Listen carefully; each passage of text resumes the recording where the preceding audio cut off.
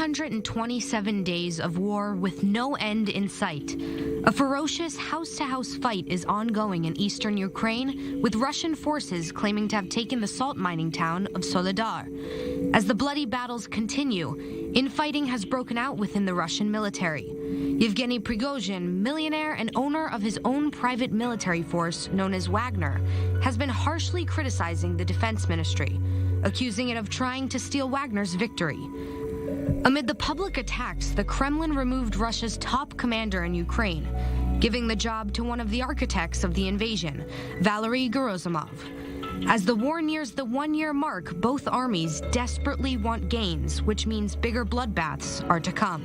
Is the West's support enough to bring victory to Ukraine? With peace talks a pipe dream at this point, when will the war end? What's next for Ukraine? So let's get to it, where the Ukraine war goes next. As always, we begin with this quick fire round, 30 seconds each to fill out your initial stance, and we'll pick up the conversation right after. So Amir Oren, please take the lead. So it's a bit presumptuous of us to try to predict the future, because but we're one presumptuous of the sides, people. Yes, but one of them may land a blow on the other side's chin and change it. But short of that, we are in for a long stalemate, and the operational gains on either side are not going to gain this side any strategic value. Stanislav Rybachuk, your thoughts? I kind of feel similar, but maybe I'm still expecting a potential hit of either of the armies. So Russia trying to attack somewhere unpredictable, though I have no idea where it might be, or Ukraine trying to run another operation like was run in Kharkiv with the help of all of the weapons that the war were already supplied to us. So kind of preparing another steel hammer to attack. Last but not least, Mr. Tom Gross, your take? Yes, well, I'll differ slightly and say that I'm disappointed there isn't more talk of possible resolution or ceasefire.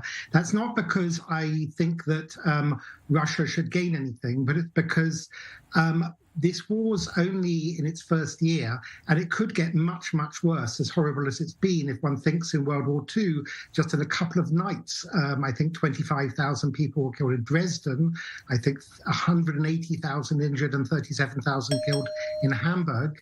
And I like to see some sort of end game, not just tactical battle by battle. Never underestimate the potential of new lows you're suggesting. And gentlemen, from this point onwards, let's feel free to interact. And let me put it simply. Did the warm winter simply ruin it for Putin, Tom? Well, yes, it hasn't helped. And obviously this war has been a disaster and a terrible strategic mistake by Putin. Nevertheless, I can't see him and his regime easily giving in. And they have a lot more fight in them. And as horrible as it's been, as I just said, they've got much more weaponry that they could still use. So, you know, Russia's not going to go away. I'm not quite sure what the war aims realistically can be, especially since I'm afraid America and Britain, while supporting Ukraine right now, we know if we look at Afghanistan, Iraq, Libya, Vietnam and the like, at some point America gets bored, leaves and leaves those countries in an utter mess that we see with Libya, for example, now. Yeah. So sorry to bring this bad news to the Ukrainian friends, but they should also prepare for the fact that it might not be unlimited support from the West. Stanislav, you're listening to Tom Gross here. Is Ukraine's end not the U.S.'s end? I understand the point, but I don't think that Ukraine being almost in the middle of Europe is anywhere close to Libya or any other countries, not to, despite those countries in any way. But I feel that American loss within Ukraine or visible unsupport would be devastating to any kind of NATO, let's call it popularity worldwide, especially given the tensions with China. So I do not agree that maybe not as much support as Ukraine needs will be received, but I do not believe that it's going to go anywhere, below what is what we are at right now. Okay, we will be talking more on the Western support or lack thereof later on in the second part of our conversation, but I do want to circle back to Moscow. Amir Oren, the Kremlin top commander, shakeup. How surprised should we be, really? And perhaps most importantly, will it have any real impact on the fighting? So it's a very desperate move on the part of Putin. It's like in World War II, General Marshall being moved from Washington to supervise General Eisenhower because the D-Day landings have failed. And the reason Gerasimov did not succeed out of Moscow, but was sent to the front, is that Gerasimov's doctrine was not so overt. He was for a hybrid sort of war, clandestine, subversive, not so much kinetic. And the Russians have not managed to win the very first fight of the war. What they essentially wanted was to install in Kiev a sort of Lushchenko in Belarus. They didn't want to fight. They wanted to win without a fight. They failed, and the commanders could not organize the forces in a very efficient manner. So Gerasimov is almost the last card, the last wild card that Putin can put on the table from a personnel point of view. And you've mentioned Belarus, and as we speak, Russia begins a joint military exercise, plural, with Belarus. Ukraine is said to be preparing to launch some sort of an attack near the border with Belarus. Will it change the war, or simply another war front, Stanislav? Yes, exactly, another war front. We have news about Belarus going on for another 4 or 5 months now. It's been constantly used as one of the reasons for Ukrainians to hold seemingly large forces on the north, for them not to be moved to the east, where Russia is trying to do something. Back to the previous question, I do believe that Russia has pretty clear sights of how this war should go. They should take Donbas, the full of it, so Donetsk and Lugansk region fully, then claim that they have liberated Donbas, and everything else was done, for the sake of demilitarization or whatever Putin calls it. Yeah. And I also think that Putin right now is mostly centralized against how to take the blame away from him. So whatever it is, Prigozhin, Russian army, any kind of generals, it doesn't matter as long as someone dies, but not him. And Tom Gross, you alluded to that earlier, if I was understanding you correctly, and if not, I will still ask the following. Should the West change its working assumption, its thinking? Should it ditch the notion of ditching Putin if we're talking about a potential peace of some sort? Well, I think we would all love a world in which Putin was gone and he was replaced by a democratic, liberal, friendly, internationally cooperative Russian leader. The problem I see is that if Putin goes, and it's a big if, there is a bigger chance that someone worse, someone more hardline, someone more dictatorial, someone who might consider to even use tactical nuclear weapons might come in. Russia does not have a history of democracy. Even in Eastern Europe, countries like Poland and Hungary, Romania and Bulgaria are struggling to make liberal democracies 34 years after the end of communism. So if Putin goes, my question is, what next? I'm all for Putin going, but I'm not quite clear that Russia will suddenly become a more friendly country.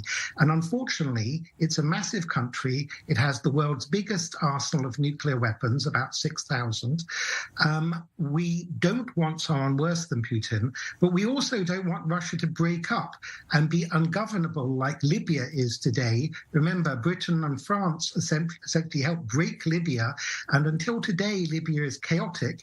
And although Stanislav mentioned earlier, and he's right, that Libya is not in the heart of Europe, nevertheless, because the border in Libya is now open, you have millions of people from Africa trying to reach Europe. And as a result, you have kind of quasi-fascistic governments being elected in Italy and Sweden. So Libya does have consequences for Europe. And with Russia, if it was to break up, there are dozens, maybe hundreds of possibly breakaway separatist regions from, I don't know, Dagestan and the like. Yeah. And with all those nuclear weapons on the loose, we've got to be very, very careful about what we wish for in getting rid of Putin. We have to have a very clear plan B if he goes. So, Amir Oren, instead of trying to get Putin out of the equation, maybe the equation should include Putin? Well, if one goes back to the Soviet invasion of Afghanistan, and they had a 10-year involvement there, you had 4 leaders succeeding each other. You had Brezhnev, you had Andropov, you had Chernenko, and then you had Gorbachev, who finally extricated the Soviet Union out of Afghanistan because they had a sort of collective leadership with a Politburo. Now, Putin rules almost, and perhaps not even almost, personally. And if Putin goes, I do believe that the Russians will find a pretext to claim that whatever partial gains they made are sufficient to them, and that they can call it a truce at least. And Stanislav, before we wrap up the first part of our conversation here, let's talk Soledar. What would a Russian capture of it mean for the war? Lack of a capture? How will it impact the greater scheme of things? I am not specifically a military specialist, so I will not be claiming to have truth here. But to the best of my knowledge, and just observing the field, let's call it that way. One of my best friends is fighting there also. The city itself, nor anything around it, has any kind of strategical value. What it does have is being one of another, strongholds within the Donetsk region, within Donbas, that Putin claimed to be, the milestone of war from the very beginning. So I do believe that this is just one additional step for Putin to claim a intermediary victory. Sorry for running out of time. Okay, Amir Oren, perhaps you can clarify what are we waiting for?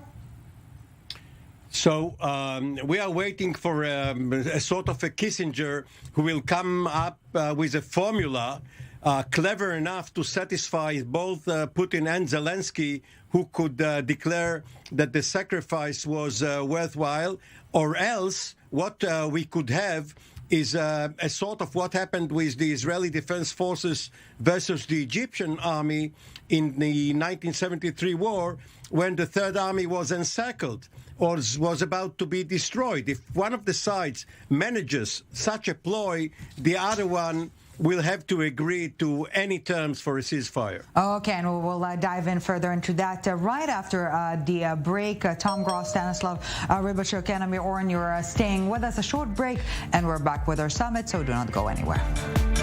Welcome back to the summit. Still with us, Stanislav Rybachuk, Tom Gross, and Amir Oren. Thank you, gentlemen, so very much for staying with us.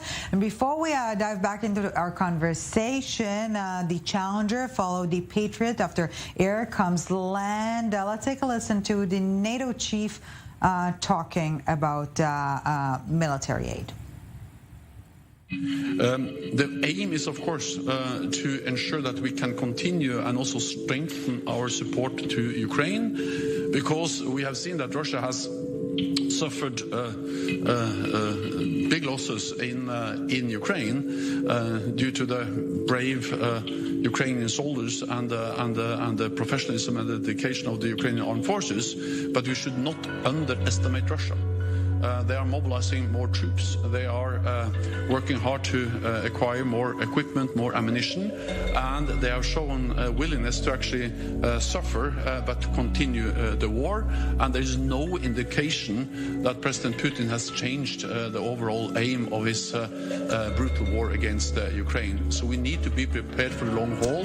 So let's get to it. Done boosting Ukrainian air defense. The West is sending in some tanks. Why now? Once again, we begin with the quick fire 30-second round, and we pick it up from there. Stanislav Rybachuk, please take the lead. I believe that Russia is getting those 200,000 troops prepared, approximately somewhere by the end of February. So I guess the West is ensuring that Ukraine can at least defend those lands that are already freed. The best case scenario for Ukraine is that we can, assume another operation like we had within Kharkiv, but that is yet unclear whether we are ready to do so with the existing equipment. Tom Gross? Yes, again, just to expand on what I said, of course, I would love for Russia to withdraw from all occupied Ukrainian territory and indeed from occupied territory it has from various other nations too. But the reality is that it may suit Western arms manufacturers and so on to talk about going on for years. I'm just a bit worried that this war could go on for several years and then we'd still get a stalemate of roughly the kind we have now. And things could get worse for Ukraine politically. For example, there could be a new president in America like DeSantis and a more Republican Congress, which is less keen on arming Ukraine. Yeah. You could have Elon Musk stopping supplying, satellite jamming and so on. Okay, Amir Oren? By supplying armor, these 300 tanks, which is roughly an armored division, the Americans cannot help the Ukrainians defeat Russia, but they can help it avoid defeat because the defender has an advantage. Usually it is considered 3-1 against the offense. So the war can go on, an attrition war, and the Russians will have to reconsider. But Amir, you were listening to what Tom Gross just suggested, that Ukraine is becoming a testbed for Western weapons. Is that so? No, this is, while not really a conspiracy theory, this is a skeptical view of the motives of the Biden administration. Let's give more credit to this particular administration, not to the previous one, and hopefully not to the next one. They are really keen on coming to an end in Europe in this conflict and focusing on China. By the way, I wasn't suggesting they don't care about liberating territory. It is wrong morally and strategically to allow a country like Russia to conquer parts of a neighboring country. What I'm worried about is the reality, economic reality setting in. You have voices on the American right already saying that no one's protecting the American southern border with Mexico, or that not enough's being spent on infrastructure in America and more is being spent on Ukraine.